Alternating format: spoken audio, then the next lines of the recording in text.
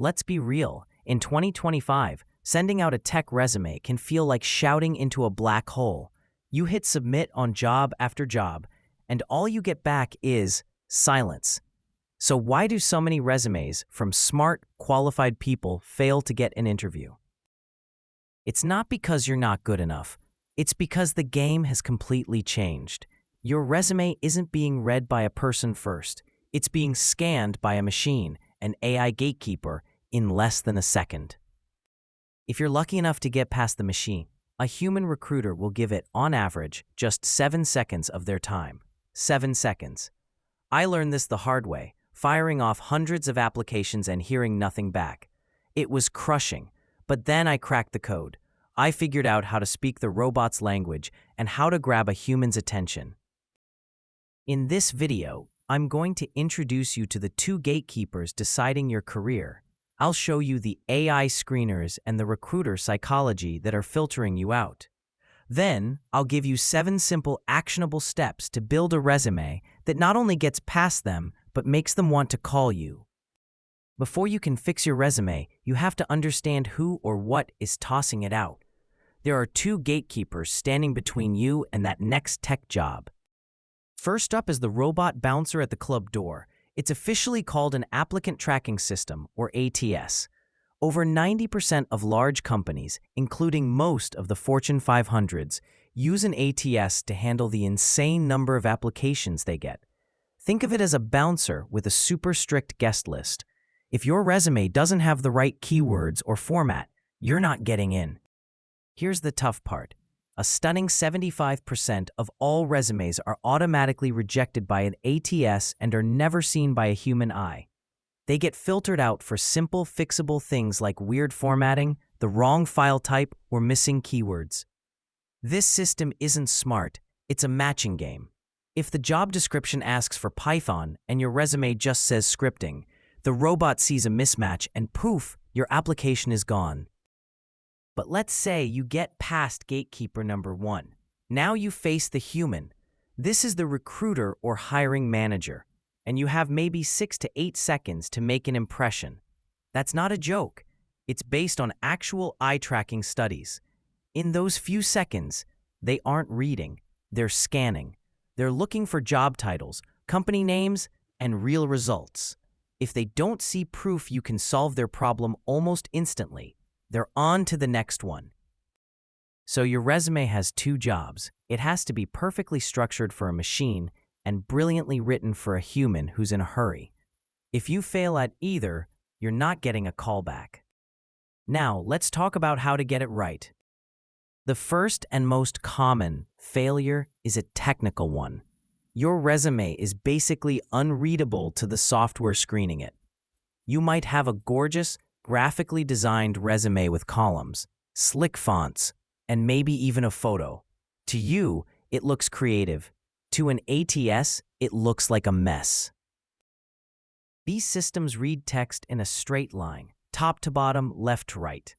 When you use columns or tables, the ATS gets confused and might scramble your work history into nonsense.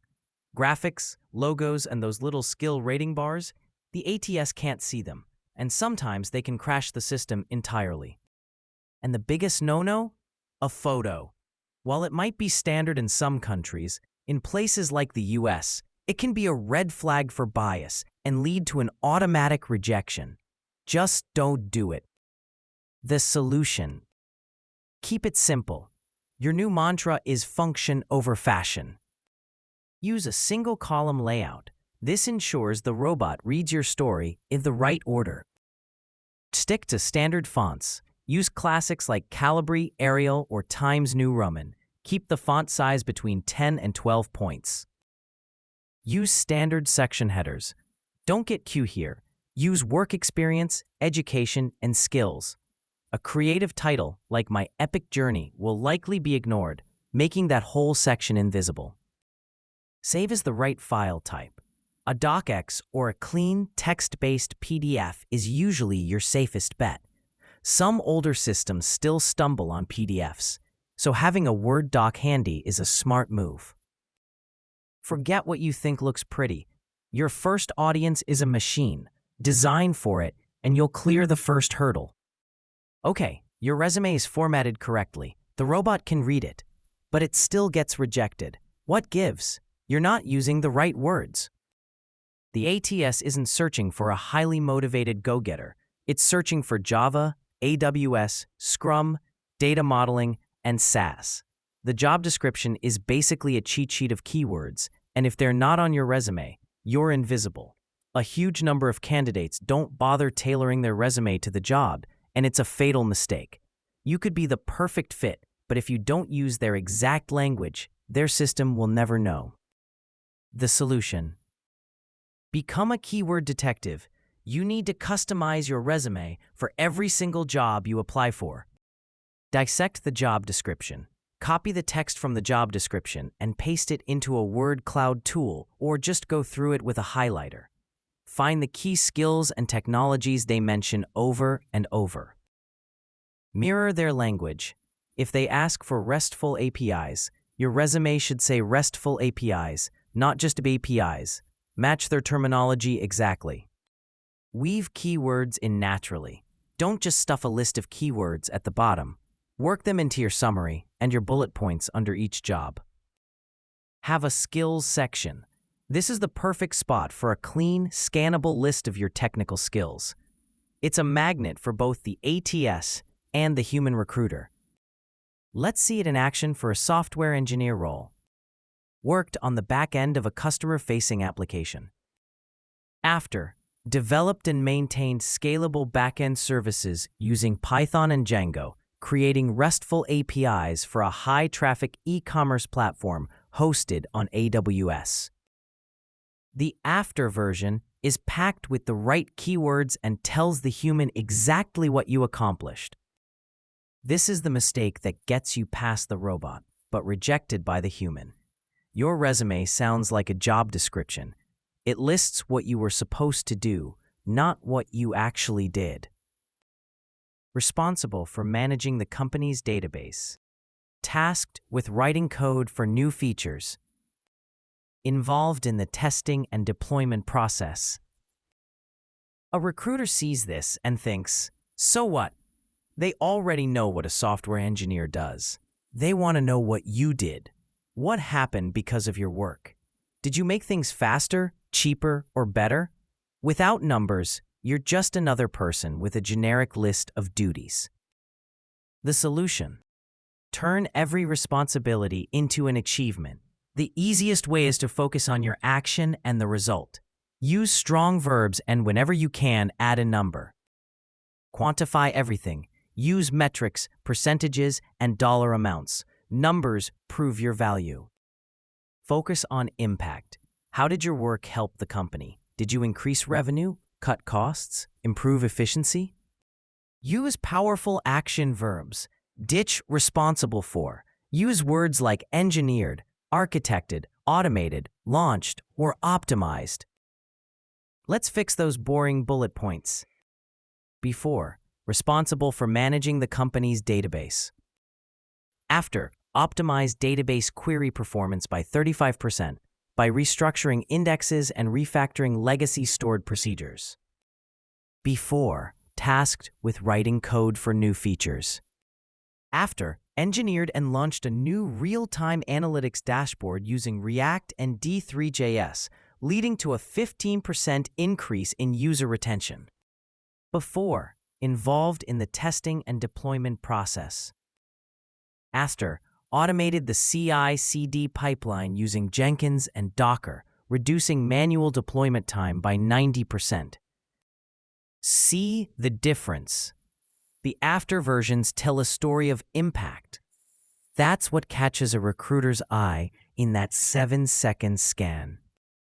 Okay, we're halfway through. If you're already having some aha moments about your resume, do me a quick favor and hit that subscribe button. I post videos like this every week to help you build your tech career. I've also dropped a link in the description to a free ATS-friendly resume template that puts all of this into practice. Now, let's get back to it.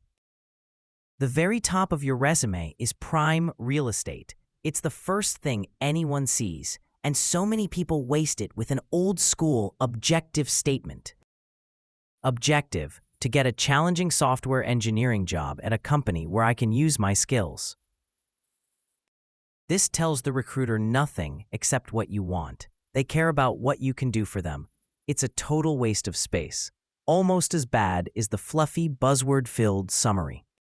A results-oriented professional with a passion for technology. It's just generic filler. The solution: swap that objective for a sharp, tailored professional summary. Think of it as a 2-4-line elevator pitch for your career. It immediately tells them who you are, what you do, and why you're great at it. Your summary should be specific. State your title, years of experience, and key skills. Targeted. Use keywords right from the job description. Achievement-oriented. Include one or two of your most impressive number-backed accomplishments. Here's an example for a senior product manager. A 4-fluffy summary. An experienced product manager dedicated to building amazing products, skilled in agile and cross-functional leadership. After, powerful summary. Senior product manager with 8+ years of experience launching B2B SaaS solutions. Drove user growth by leading a flagship product to 100,000+ users in its first year and increasing subscription revenue by $3 million. Expert in agile, Scrum, and roadmap strategy. That after version is a knockout. In just a few lines, the recruiter knows your title, experience, industry, biggest wins, and key skills. It screams competence. Your resume is either way too long or way too short. Some people, especially early in their careers, turn in a resume that's barely half a page. It just looks like you haven't done anything. On the other end, you've got the veteran with a 4-page novel detailing every project since Y2K. No recruiter is going to read that. They'll just feel overwhelmed and move on. While the old 1-page rule isn't a hard and fast law anymore, being concise is everything. The solution: follow these length guidelines for 2025. 0 to 7 years of experience, 1 page, that's it. Be ruthless. 8 to 15+ years of experience, 2 pages is perfectly fine, but only if everything on that second page is relevant and adds real value. Academic and C-suite roles. 3 or more pages can be necessary here, but for 99% of tech jobs, this is not you. How to trim the fat. Cut jobs from more than 15 years ago unless they are incredibly relevant. Keep only the best 3 to 5 achievement-focused bullet points for each role. Get rid of irrelevant info. Nobody cares about your high school hobbies. Your resume is a marketing document, not your life story. If a line doesn't help you get the interview, cut it. 2 things will instantly destroy a recruiter's trust: unexplained gaps in your employment and lying. First, gaps. A gap of several months or years on your resume without any context is a huge red flag. A recruiter's mind will jump to the worst conclusion. Were you fired? Are you unemployable? Second, and so much worse, is lying. You might be tempted to embellish a job title or claim you're an expert in a technology you've only tinkered with. Don't. A recent survey found that 75% of HR managers have caught lies on resumes, and for them, it's an instant deal breaker. Between background checks and technical interviews, you will get caught. You'll lose the job and get blacklisted. The solution: handle these things with honesty. For employment gaps, don't just leave a blank space. Address it professionally with a single line.